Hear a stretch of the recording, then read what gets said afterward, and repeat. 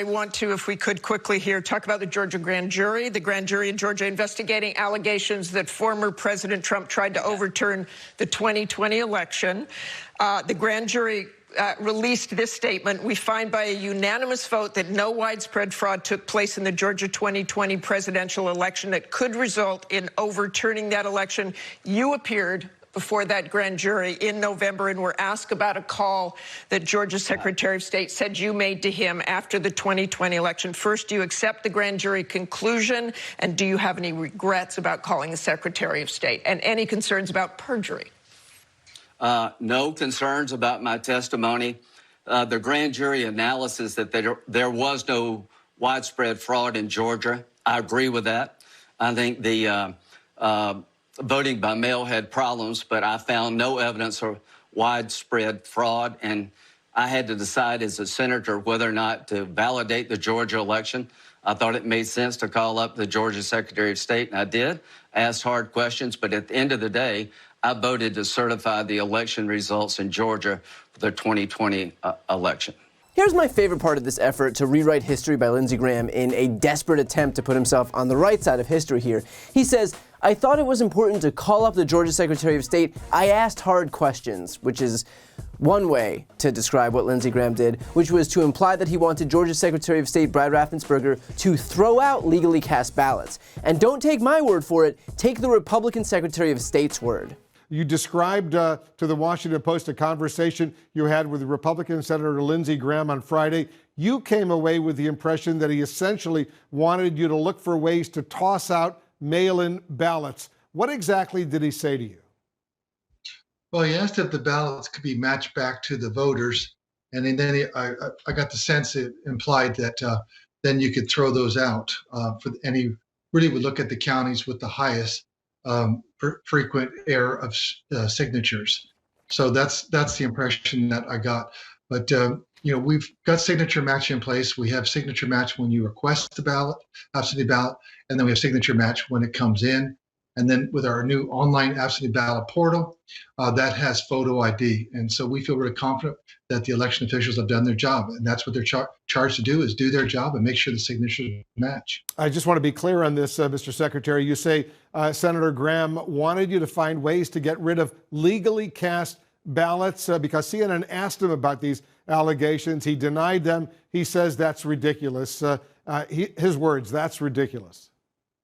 Well, it's just an implication that look hard and see how many ballots you could throw out. And I think that they were looking at that as part of a court case. And one actually was subsequently filed, wasn't it?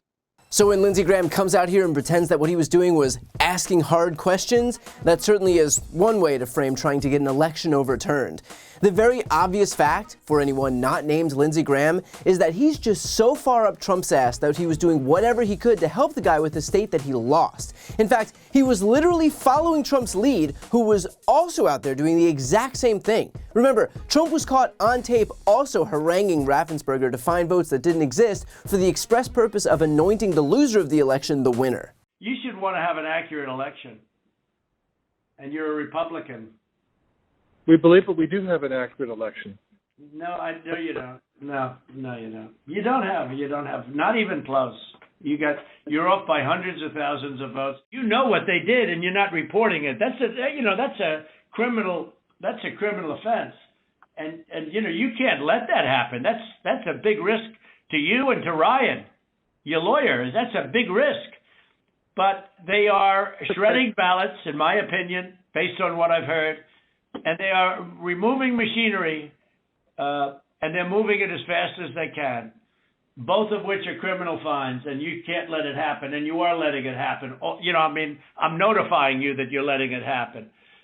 So, look, all I want to do is this. I just want to find 11,780 votes, which is one more than we have, because we won the state. So tell me, Brad, what are we going to do? We won the election, and it's not fair to take it away from us like this. And it's going to be very costly in many ways. And I think you have to say that you're going to re-examine it, and you can re-examine it, but re-examine it with people that want to find answers, not people that don't want to find answers. For instance, I'm hearing Ryan, and he's probably, I'm sure, a great lawyer and everything, but he's making statements about those ballots that he doesn't know. But he's making them with such, he did make them with surety, but now I think he's less sure, because the answer is they all went to Biden. And that alone wins us the election by a lot. You know, so. Mr. President, you have people that submit information, and we have our people that submit information, and then it comes before the court, and the court then has to make a determination. We have to stand by our numbers. We believe our numbers are right. Under law, you're not allowed to give faulty election results, okay? You're not allowed to do that, and that's what you've done. This is a faulty election result. And honestly, this should go very fast. You should meet tomorrow, because you have a big election coming up, and because of what you've done to the president, you know, the people of Georgia know that this was a scam. And because of what you've done to the president, a lot of people aren't going out to vote.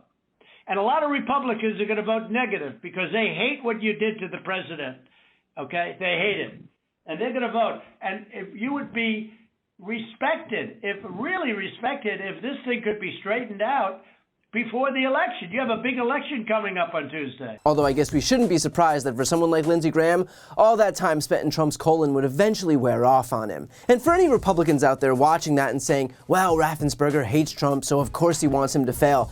The guy voted for him. He is a lifelong Republican. What would a Republican Secretary of State in a historically red state have to gain by politically refuting a popular Republican senator and a popular Republican president, not to mention a guy who is known for going scorched earth against his enemies? If you can tell me why he or anyone would lie to make himself a pariah in his own party, I'm all ears. Now, all of this comes as an announcement on whether or not Fulton County District Attorney Fani Willis will indict Trump and others is, quote, imminent. The special grand jury has already completed its report, which includes recommendations on indictments based on 75 witness interviews. And we also know that the jury has recommended indictment for one or more witnesses who were found to have perjured themselves during their own testimony, which is why Martha Raddatz asked Lindsey Graham if he has any worries about perjury. And he said he didn't, although of course he wouldn't admit it if he did. And at this point, we can't take his word for anything anyway, because this is also the guy claiming that his call with Raffensperger was, on some planet, on the level. At this point, what's clear is that none of these people can be trusted to tell the truth, and so we should frankly stop asking them and just wait for the justice system to do its job. So in the coming days or weeks, and hopefully not longer, we will hear from DA Willis about a decision on whether to hand down indictments against Donald Trump and his co-conspirators, and then we can finally stop deferring to these corrupt Republicans, themselves implicated in the very crimes they're trying to downplay, and finally restore some semblance of justice in this country. Before you go, if you enjoyed this video and want to see more, please make sure to subscribe to my channel. You can click the thumbnail right here on this screen. And if you want to support my work even further, the best way is to subscribe to my podcast, No Lie with Brian Tyler Cohen. There you can check out my interviews with major players in the world of politics, including President Biden, Vice President Kamala Harris, Pete Buttigieg, Elizabeth Warren, Katie Porter, Jamie Raskin, and so many more. Plus other interviews that live exclusively on the podcast. That link is also right here on this screen, or just search No Lie with Brian Tyler Cohen wherever you listen to podcasts.